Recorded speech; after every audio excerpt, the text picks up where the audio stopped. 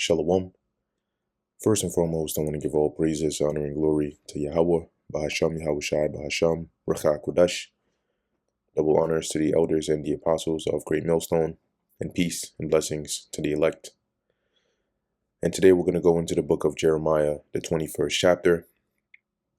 And in this chapter, this is, basically an account of during the time when the Babylonians were besieging Jerusalem, right, or Judah, and how the current ruler at the time, which was set up by Nebuchadnezzar himself, being Zedekiah, sought Jeremiah to pray unto the Lord for them.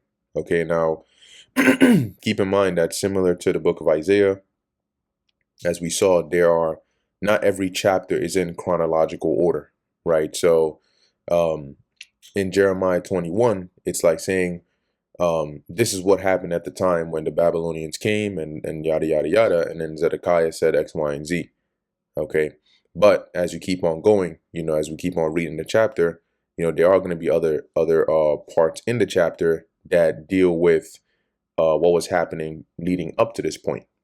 Okay. So just keep in mind that, you may be reading, chapter 19, chapter 20, chapter 21, but it's not all going to be in chronological order all the time. So this is Jeremiah 21:1. The word which came unto Jeremiah from the Lord Yahweh, when King Zedekiah sent unto him Pashur, the son of Melchiah, and Zephaniah, the son of Maaseiah, the priest. Now, remember that when we, so far in terms of kings that were mentioned, when we started the book of Jeremiah, there was mention of Josiah, right? Which we know eventually he died.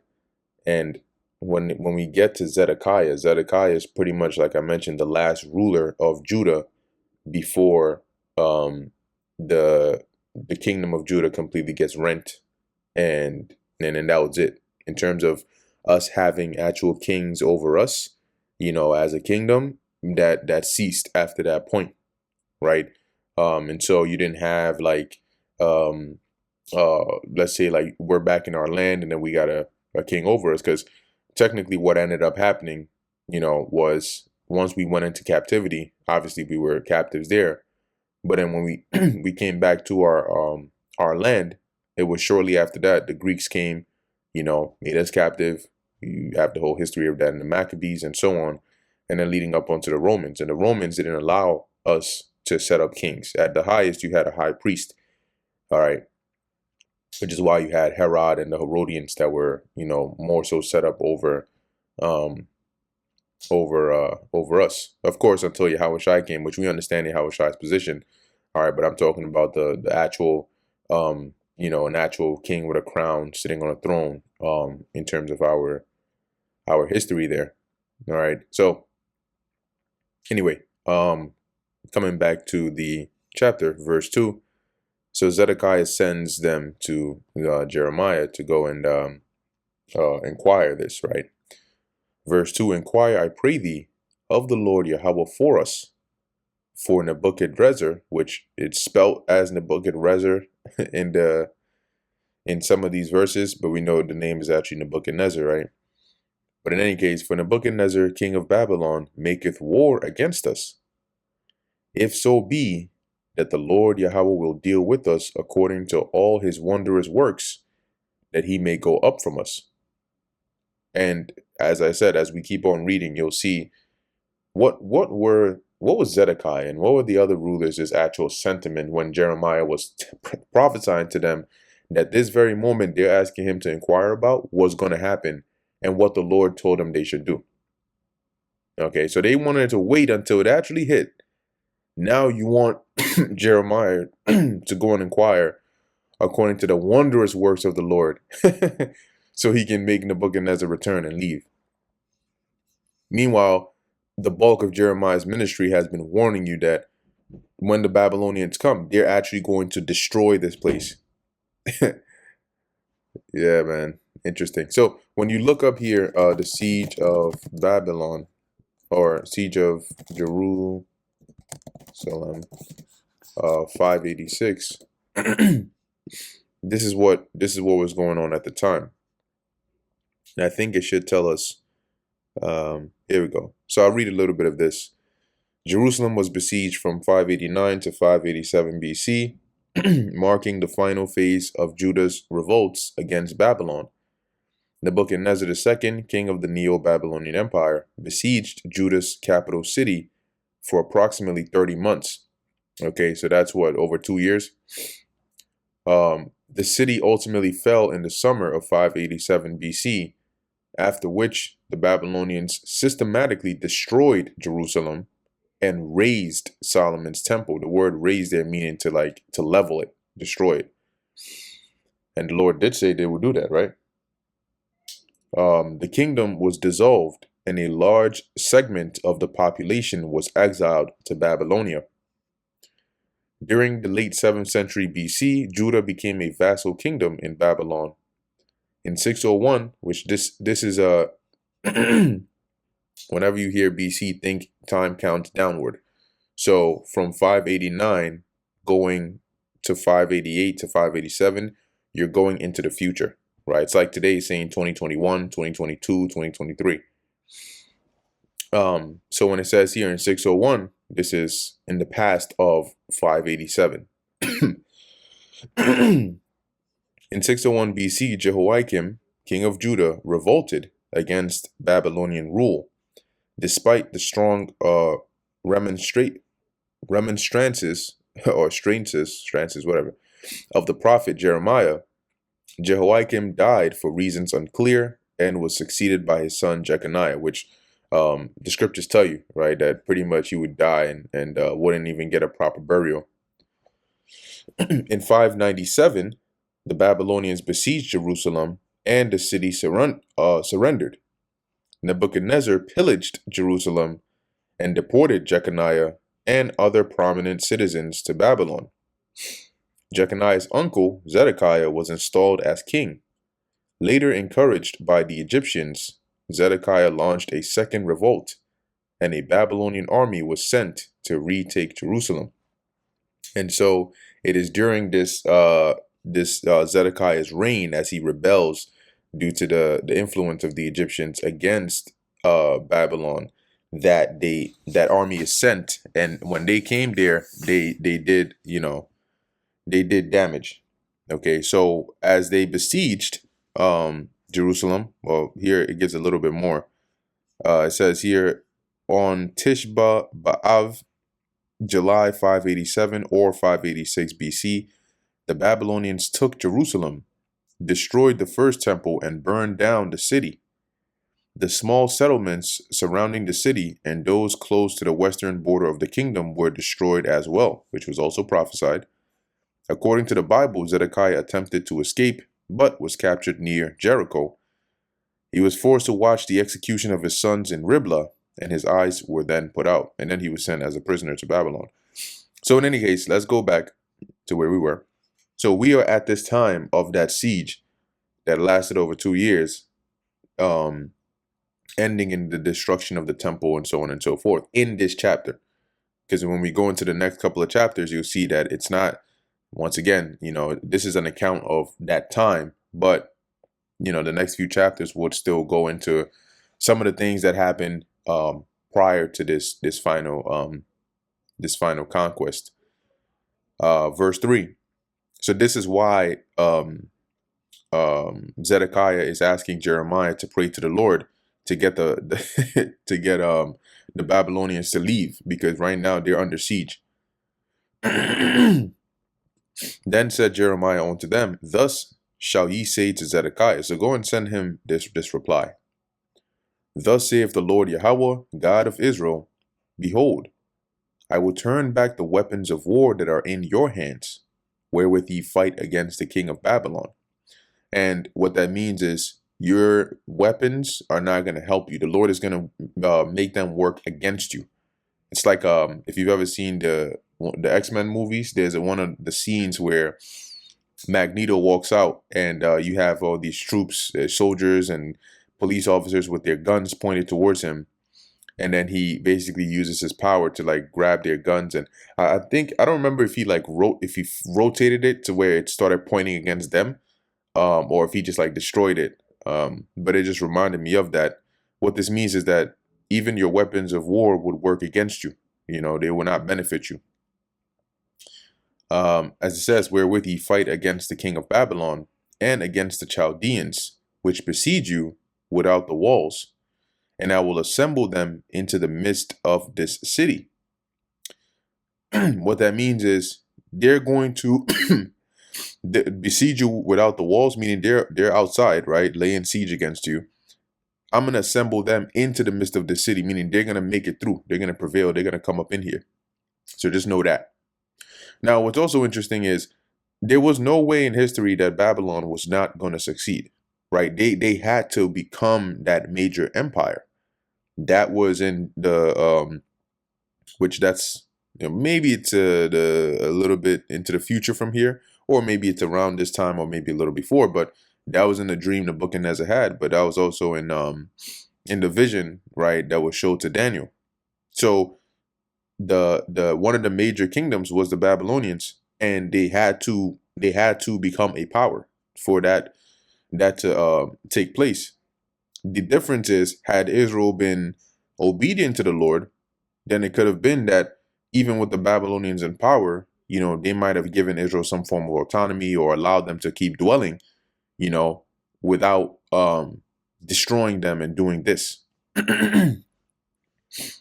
Verse 5, and I myself will fight against you with an outstretched hand and with a strong arm, even in anger and in fury and in great wrath. So at this point, they should have got the message that they were cooked. There's no, you're not escaping this. You're not going to keep doing wickedness. The Lord sends Jeremiah to come and prophesy to you. You torment him. And then when the thing he's been prophesying about finally comes your way, you're going to come to him and ask him, oh, pray to the Lord for us. And don't be surprised, because you'll see the same thing in this time. When the hardships come upon these people, if you want to know how they'll react, just go and read the scriptures. You'll see it. They're going to turn the same very people who are doing videos and TikToks talking, them Hebrew light, man, I can't stand them Hebrew lights. Those are the same people that are going to be turning around, if they can, trying to say, yo, they were right. Yo, if y'all can find them, yo, pray for us. Yo, it's getting crazy out here. Like, nah, this ain't even like that, man. Like, yo, put all that aside, because, yo, people are dying. Oh, people are dying. Were you not warned that that would happen? So all of a sudden it's serious now because you're experiencing it. It wasn't serious when we were telling you that you were about to experience it. Yo, my daughter died. You know what I'm saying? She starved to death, man. Yo, they doing us dirty out here, man. Okay. Well, we did tell you that would happen. You just, you had ample time, opportunity. You had all of those things and you didn't listen. Now it's a big deal because you're going through it. Now we got to pray for you. No, of course not. So similarly, this is what was happening during this time that we're reading of. And the Lord said, no. He said, in fact, let me allow me to make myself clear. All right. You're not only are they going to get into the city, but all the evils I have said is what's going to happen. And I'm going to make it happen. Verse 6. And I will smite the inhabitants of this city, both man and beast. They shall die of a great pestilence. So remember that within the siege, within the walls, I should say, it was, once people start dying, if you're not careful, remember the dead bodies rot. And when they rot, they breed, you know, they can breed diseases and pestilence and so on. Okay. So on top of the famine and on top of the, you know, the lack of food and so on and so forth going on in the city, you got this to worry about. And it's all the Lord's doing. Verse 7, and afterward saith the Lord Yahweh, I will deliver Zedekiah, king of Judah, and his servants, and the people, such as are left in the city from the pestilence, and from the sword, and from the famine, into the hand of Nebuchadnezzar, king of Babylon. Meaning those that would be left over, that survived the siege, that survived the pestilence, that survived the famine, they're going to be taken away captives, right? So they're going to be delivered from those things that I just mentioned, and so that they can be sent away as captives to Babylon. As it says, and into the hand of their enemies, and into the hand of those that seek their life. And he shall smite them with the edge of the sword.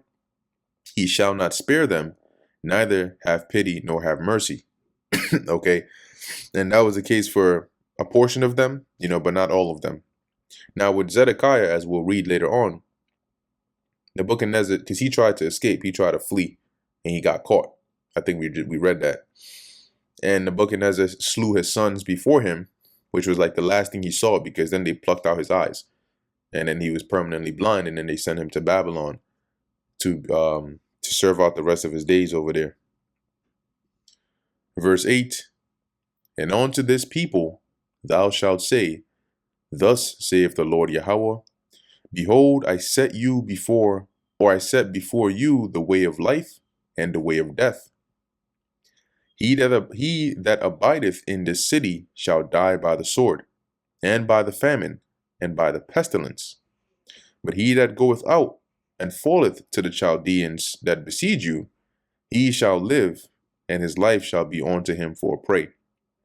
So the Lord is saying, look, you got two options. Either you choose this way and you die, or you choose that way and you live. If you decide you want to stay in this city and you have a better chance of holding out against them, you either going to die by them breaking in and eventually just killing you, right? Or you're going to starve to death or die by a famine, right? Because lack of food in here. Or you're going to die by one of the diseases that I'm going to send amongst you. But if you go out and surrender, that's what it means by falling to the Chaldeans that besiege you. If you open up them doors and you surrender, then your life will be preserved. It'll be unto you like the spoils of war. It'll be like, your preservation right there. That's what you gain from this war.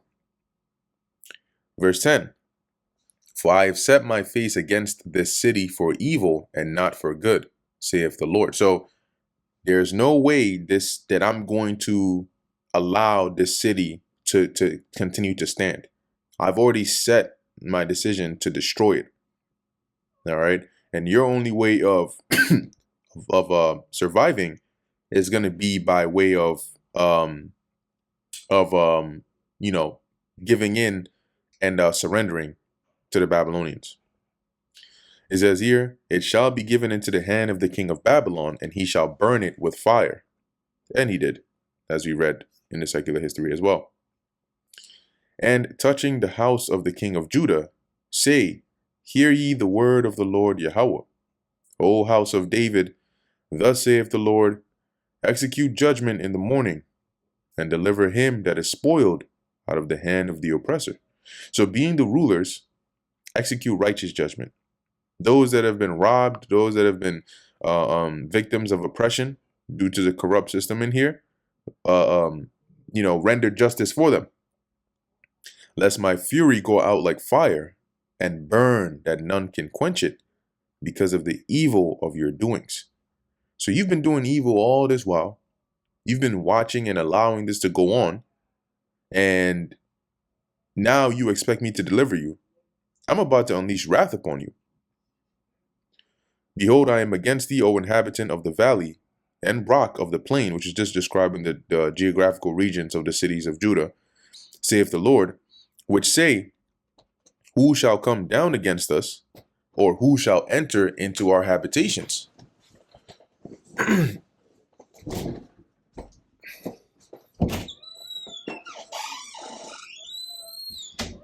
Right? Or who shall enter into our habitation? So they're basically of that proud mindset that, oh, we're going to be good, and worst comes to worst, we're in a fortress, right? So we'll be fine. Our walls can withhold. But as it says, but I will punish you according to the fruit of your doings. So according to the outcome of your evil dealings, that's how I'm going to punish you. I'm going to recompense you accordingly. It says here, and I will kindle a fire in the forest thereof, and it shall devour all things round about it. All right. So I'm gonna, and quite literally the Lord did that. Okay. But also the fire representing just devastation and destruction, which is going to destroy, everything that they had, their structure, their buildings, all of it.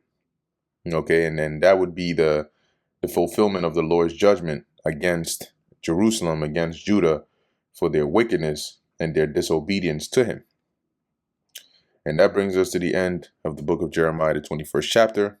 Lord willing, that was edifying to the elect. In closing, I want to give all praises, honor, and glory to Yahweh, Bahasham Yahushai, Bahasham Racha Kodash. And until next time, Shalom.